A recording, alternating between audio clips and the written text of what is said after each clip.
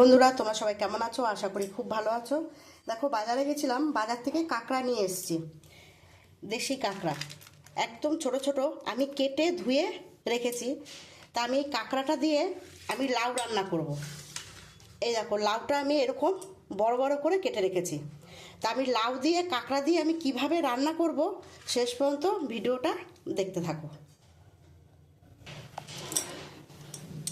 আমি নুন হলুদ দিয়ে প্রথমে আমি কাঁকড়াটা মেখে নেব। আমি কড়াইয়ের মধ্যে তেল দিয়ে দিয়েছি। এবার আমি কাঁকড়াগুলো দিয়ে দেবো। আমি কাঁকড়াটা একদম লাল করে আমি ভেজে তুলে নেব। আমি খুব ভালো করে ভাজবো। দেখো বন্ধুরা, আমি কাঁকড়াটা খুব লাল করে আমি ভেজে নিয়েছি। এবার কাঁকড়ার যে তেলটা ওটা আমি দিয়ে ভেজে তুলে নেব।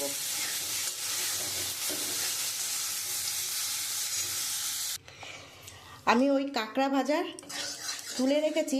এবারে ওই তেলের মধ্যেই আমি লাউটা দিয়ে দেবো।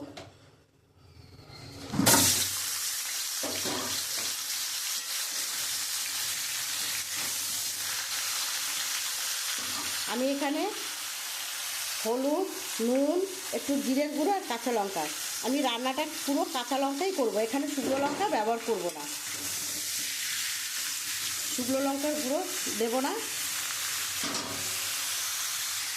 আমি লাউর মধ্যে মশলাগুলো দিয়ে দিয়েছি।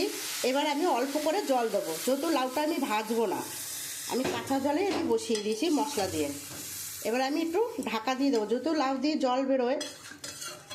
আর দেখো বন্ধুরা, আমরা তো লাউর তরকারি তো আমরা অনেক রকমভাবেই খাই, চিংড়ি মাছ দিয়ে খাই বা নিরামিষ দিয়ে খাই। তা আজকে আমি কাঁকড়া দিয়ে আমি পুরো বাংলাদেশের মতো রান্নাটা করব। তা আমি এই রান্নাটা আমি কোনোদিনই করিনি, আমি মার কাছ থেকে শিখে আমি এই রান্নাটা করছি। যেহেতু আমার মা করতো, খেতে খুবই ভালো লাগে। আমি এবারে ঢাকা দিয়ে দেবো। আমার লাউটা হয়ে এসছে, আরেকটু হবে।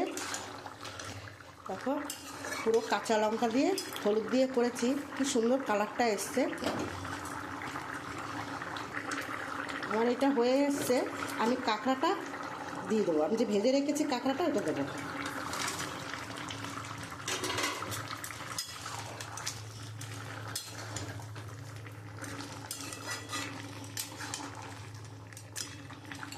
আমি একটু ঢাকা দিয়ে দেবো, কাঁকড়াটা যত সিদ্ধ হবে।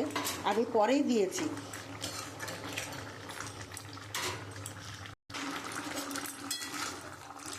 আর কাঁকড়াটা হয়ে এসছে, এবার আমি নামিয়ে দেবো। নামিয়ে দিয়ে আমি সোমবার দেবো। কড়াইয়ের মধ্যে তেল দিয়ে দিয়েছি। আমি শুকনো লঙ্কা, তেজপাতা আর গোটা জিরে আমি ফোড়ন দিয়ে দেবো।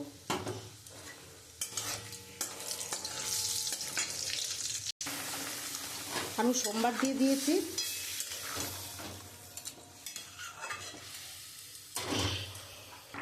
আমি এখানে জিরাটা ভেজে আমি শিলে বেটে নিয়েছি, আমি এটা দিয়ে দেবো।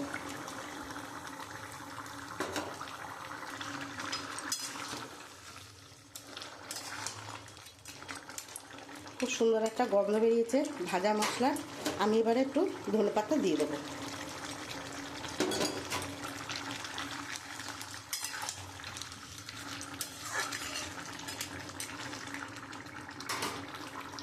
আমি এবারে নামিয়ে দেবো। আমার কাঁকড়া দিয়ে লাউ তরকারি হয়ে গেছে। আমার যদি এই রান্নাটা তোমাদের ভালো লাগে তাহলে একটা লাইক, কমেন্ট, শেয়ার করে দিও। আর তোমরা এরকমভাবে বাড়িতে করে খেও, আশা করি খুব ভালো লাগবে। এটা খেতে খুবই ভালো লাগে।